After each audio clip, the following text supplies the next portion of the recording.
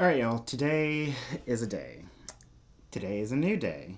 And today is a new day in my studio getting ready to record this show with the temp reading a comfortable 73 degrees. You can't do that, but Eddie told me the other day what he really thought when I brought the mini split home. He was like, "What the F did you just get?" But he didn't tell me because he saw how freaked out I was when there's everything just strewn about. And that's what a great partnership does.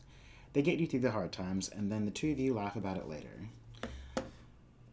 And speaking of partnerships, yesterday while working on my partnership with Clorinda and preparing for next week's mass, my phone and computer kept blowing up with messages. I think you know where this is going. Biden announced his VP. Now, we all have feelings about Senator Harris. Some people have expressed ambivalence, wanting someone more progressive, someone who doesn't have the history she does in regards to criminal justice in the black community. And personally, I didn't like the grandstanding she did during one of the trials last year and getting ready to announce her run. It was one of the Senate trials where we tried to do so much stuff to certain people in so many trials, right? So many trials. Why? Whoops. I was like, and my mouth is making. Let's just go back to all the trials last year we had and this year regarding a certain someone. So many trials.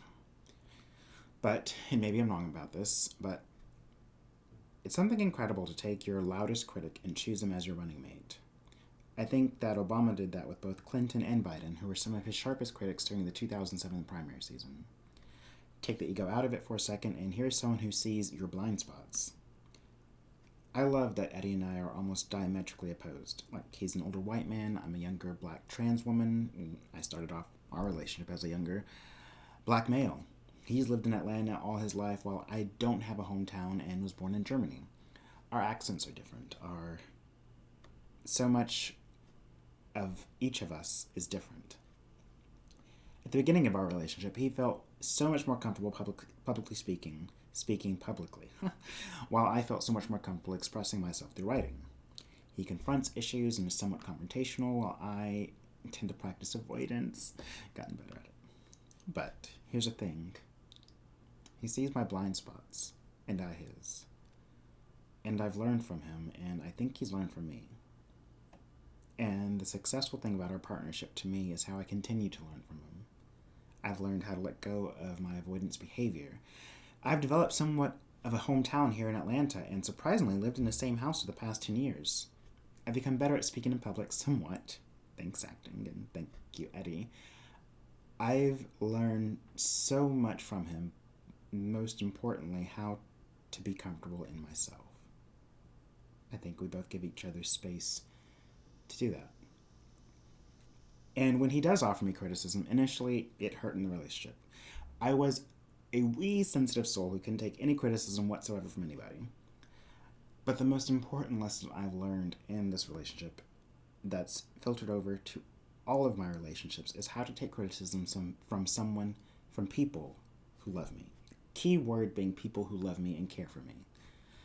They're helping me to see what I cannot see about myself, or cannot see because I'm too close to the issue.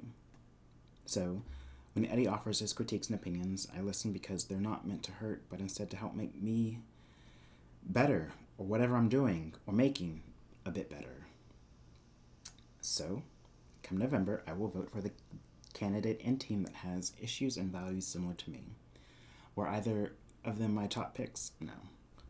But do I believe they care? They have empathy, and do I believe that they are actively trying to make the country a better place? I sure do. And most importantly, I think they do believe in liberty and justice for all. That all people were created equal. Underscore all people.